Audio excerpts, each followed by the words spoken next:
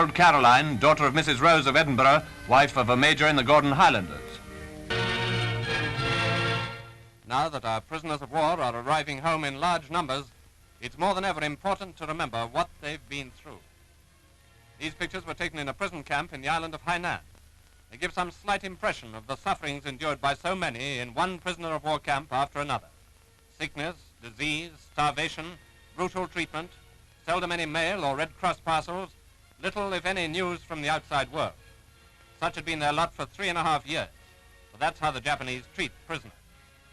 Many are too ill to come home yet. They're being nursed back to health in hospitals. A lot of them have been taken to India.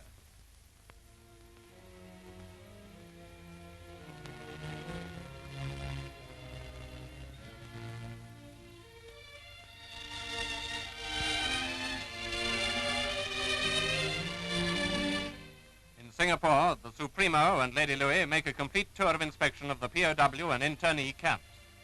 He saw the conditions in which our men and women had been existing. He obtained first-hand, on-the-spot information about Japanese behavior. Without the slightest doubt, wherever he went, Seletar, Changi, Woodlands, Sime Road, and the rest, he collected more and more evidence of Japanese cruelty. If we stress the point now, it's because it's a point we can't afford to forget.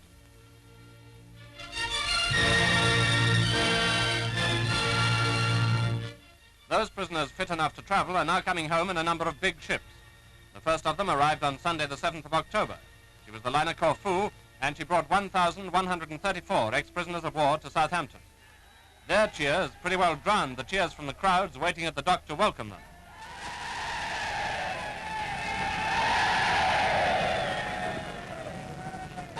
They were all soldiers except for a few naval men and one man of the Royal Air Force who was the first ashore, Corporal Percy Toms of Ewell, Surrey, and Jack Cotter of Movietone was there to greet him. I'm very sure she'll be very pleased to see you. Well, and may I welcome you home. Thank you very much indeed. I'm sure this welcome here has been really excellent. It surpassed everything that I ever imagined. Good job, Corporal, and good old eye. Thank you very much. Humping their new kit, the men came ashore. Far sooner than they dared to hope, they were setting foot in Britain again, the moment they'd dreamed about for years. Everything possible was being done for them, for instance, cigarettes and a snack for each man on his way to the transit camp. Then home and 6 weeks' leave on double rations. Yes, this was indeed a great day. It makes us feel the war's really over at last. What they were feeling couldn't really be expressed in a dockside interview, but we can make a pretty good guess. What part of England did you come from? Cambridge. Cambridge, eh? Good old Cambridge. How long have you been a prisoner? 3.5 years. 3.5 years, eh? Did you had a bad time there? Not too good. I bet you're glad to see old England again. I'll say I am. Yes. Well, we're glad to get home. You're married? Yes. Your wife will be pleased to see you. Yes. I bet you will. That's the idea. All right, boy. Where do you come from, Charlie? I come from York. Good old York, eh? Yes. Are you married? Yes. How long have you been abroad? 5 years. 5 years, eh? Yes. My God, your missus will be pleased to see you. And good old Yorkshire pudding, eh, when you get home? Yes. That's the idea. Are you looking forward to it? Yes. I'll bet you are. We're pleased to see you back again. What about you, Tom? Where do you come from? I come from London. Come from London. That's how we always find a cockney, don't we? Yeah. Where we go.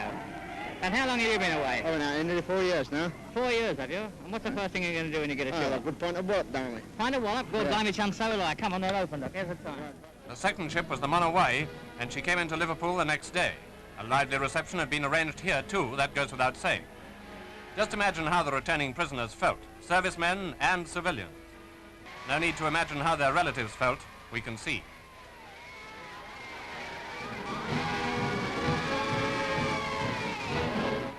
Ship after ship is now arriving, and as the prisoners come ashore, this is their homecoming.